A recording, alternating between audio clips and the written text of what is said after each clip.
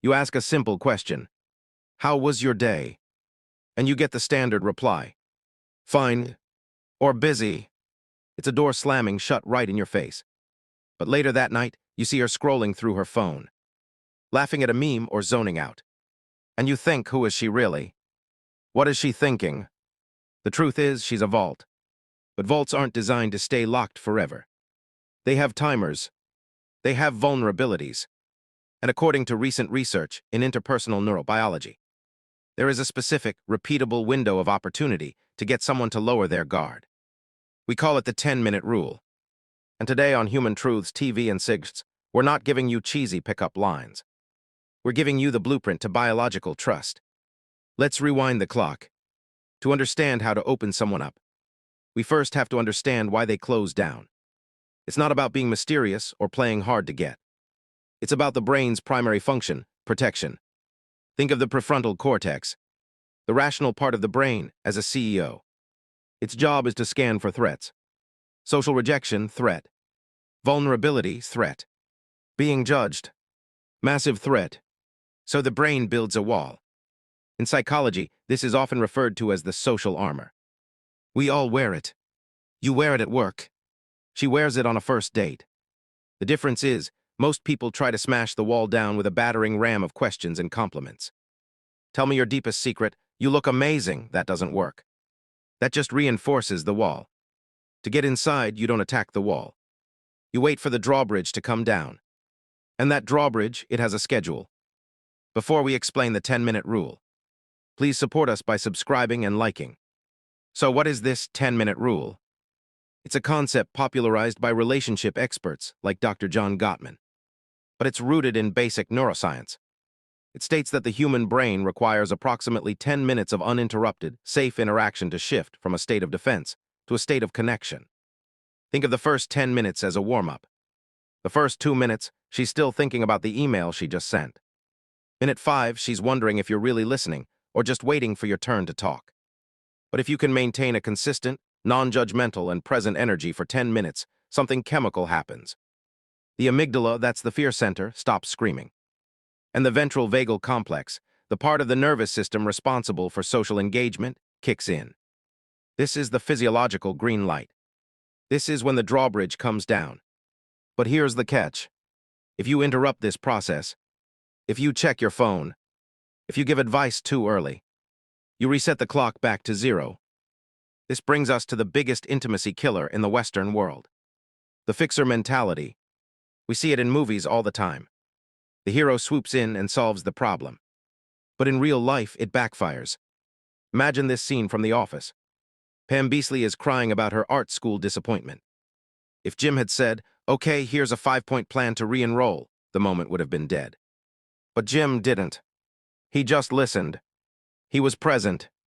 When you try to fix her emotions in the first 10 minutes, you are accidentally communicating that her current emotional state is unacceptable.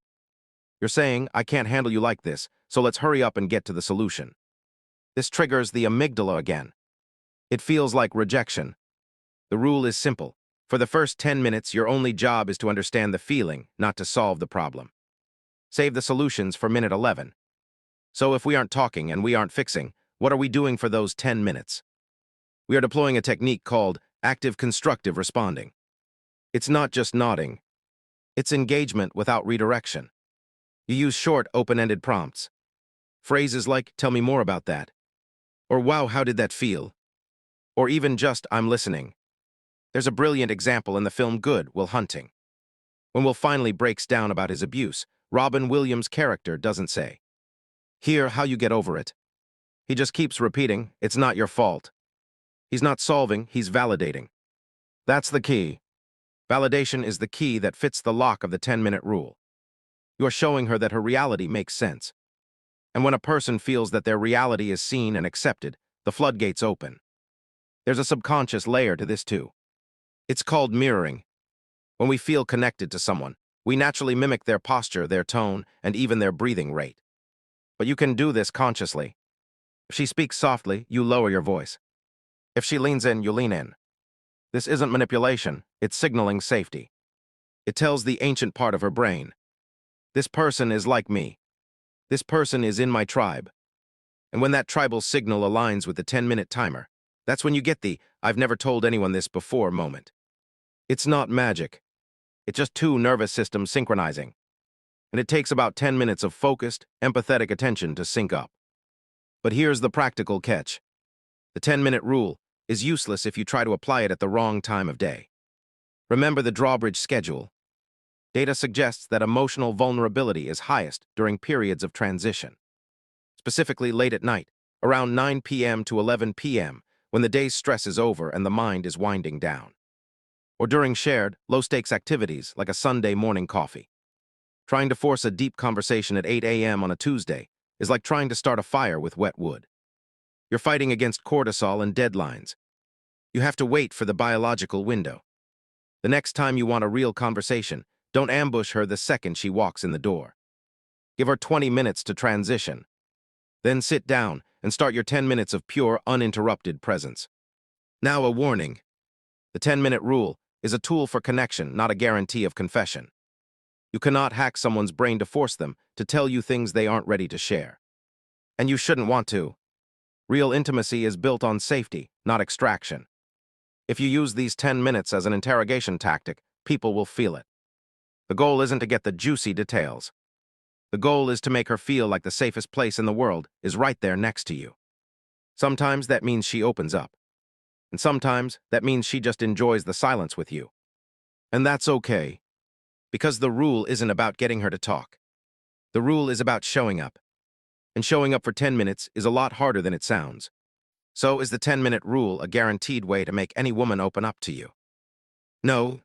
Human beings are not vending machines where you put in 10 minutes of listening and get out a deep secret.